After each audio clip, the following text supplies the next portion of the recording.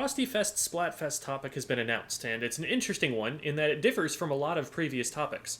The typical idea for Splatfest is to be about some kind of opinion-based debate or an imponderable that makes for people arguing endlessly. It's whether you like your orange juice with pulp or whether the chicken came before the egg. Things people will argue about more for the fun of arguing than because there's anything important at stake. Is a hot dog a sandwich? Is cereal soup? Things I get asked in Twitch chat all the time that make me want to give away all my earthly possessions and become a monk. Another common aspect of Splatfest topics is that there's something you can argue about. I've made a case in the past for some of the various Splatfest options in videos like these. I gave my reasoning for why I chose Team Nessie and why I thought love was more important than money or fame. And on this video, there's literally no convincing anyone. The question is, who do you spend the holidays with? I can't convince you of one or the other, it's just a simple fact. One which no amount of debate will change. It's more of a poll than a subject for argument. One thing that bugs me a little about the question is the presumed exclusivity. I know plenty of people who set aside time for all three options over the course of a holiday. Spend a morning sleeping in and relaxing, have a traditional meal with your family, then go out with your friends that night. At that point, how does one choose which team they belong to? From which one of them is their favorite? That could be a cruel choice to have to make. At that point, you might as well just choose based on which ink color you prefer, or your favorite idol.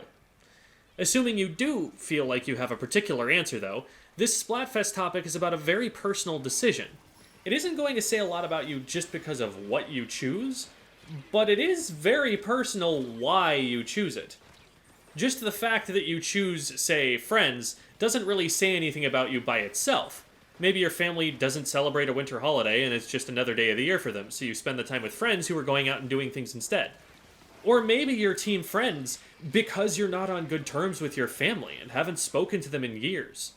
There's a story behind the choice everyone makes here, but some of those stories have pretty dark chapters, and for that reason I'm surprised that this was what they landed on for the Splatfest idea. I recall my time as a teacher and how so many of my students' behaviors made more sense to me when I learned about their parents. It's not to say that everyone is doomed to repeat the mistakes of their parents, but their lives were always at least lived in response to the people who raised them and the sense of self that created in them. Some of those relationships were toxic, and I could only sit back and hope that when the kids were old enough to gain some breathing room, that they'd get away and finally feel free to be themselves. But a lot of those relationships were also loving and wonderful, where something as simple as a parent-teacher conference left me feeling comforted that there really are good people out there, and that their legacy will live on even after they're gone. Which of those situations you end up in comes down to the luck of the draw, so some people's answers to the question may be decided then and there. In some cases, family relationships may be a bit fraught, but holidays are some of the few times you do your best to put aside those differences and come together anyway. This comes up a lot around Thanksgiving as well, the dreaded moment when that one uncle says something political that riles up another family member and the mood may never recover. Now, the question reads, who do you spend the holidays with? And if we were to strictly answer the question, that answer would be family. But knowing how people respond to these questions, as well as how bad people are at reading quiz questions or following instructions, I wouldn't be surprised if there are some who choose a different option because they wish they were spending their time in a different way instead. The solo option is a really interesting one for me, and I'm very curious how popular it ends up being, especially in other cultures. In the US, at any rate, it's almost stigmatized to spend something like the winter holidays by yourself. There are narratives in our culture about people going out of their way to include someone they may not even know that well during the holidays because that person doesn't have anyone else in their lives to celebrate with. The assumption is that, by default, you're celebrating with someone.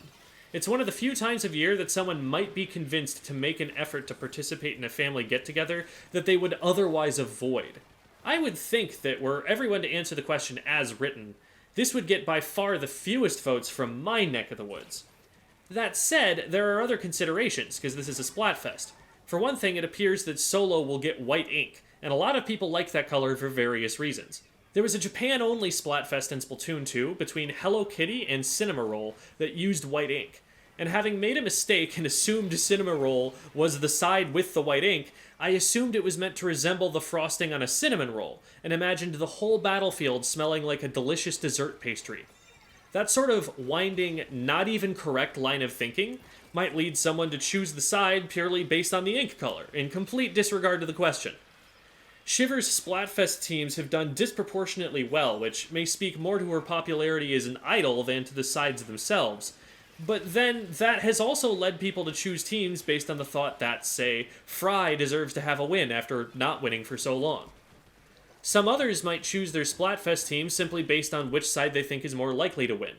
The team with the most votes does tend to win, but there have been exceptions, even just under the current system for Splatfests introduced in version 3.0.0.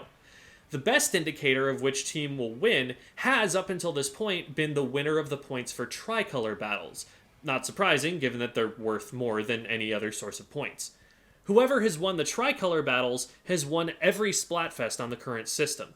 Given how important that seems to be, it's difficult to predict who will actually win, because it kinda just depends on which team performs better during the fest, and there's no way of predicting how that will go without collecting more data than I think anyone has ever attempted to collect about the massive worldwide audience that plays this game. I've seen people choose, having seen a content creator who's also a top player, picking a team with their friends, also top players, and getting the idea that the pro players are picking this team, without realizing just how little those 4 or 5 players really matter when considering the size of the group of players competing. Still, given that votes at least count for something, and assuming all the teams are equally likely to win the results-based awards like the points for tricolor battles, I think that, in the West at least, family will be the most popular, followed by friends and then solo. During the Money Love Fame Fest, it appeared from what I was able to see that Team Love was the majority among the parts of the community I have contact with. But in Japan, it was Team Money, and Money won that fest.